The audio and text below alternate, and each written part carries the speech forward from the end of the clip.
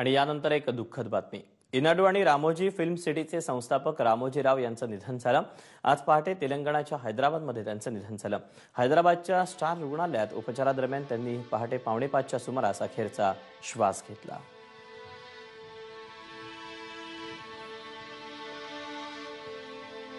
एक दुःखद बातमी. इनाडू आणि रामोजी फिल्म सिटीचे संस्थापक रामोजीराव यांचं निधन झालंय.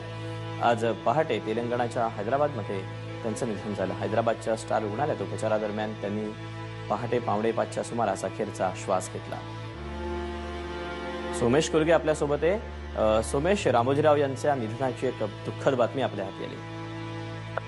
नक्कीच रामोजीराव हे 87 वर्षाचे होते. त्यांनी स्टार हॉस्पिटल्स येथे शेवटचा श्वास घेतला आणि म्हणजे मीडिया एंटरप्रेन्योर आणि विशेषतः प्रोडक्शन आणि चित्रपट सृष्टीतल्या व्यवसायासाठी रामोजीरावांचं खूप मोठं नाव होतं. रामोजीरावांची फिल्म सिटी आणि त्यांचा स्टुडिओ पाहण्यासाठी अनेक लोक हे जगभरातून येत होते आणि त्यांनी एक जो स्टुडिओ तयार केला तो हैदराबादची ओळख झाला होता.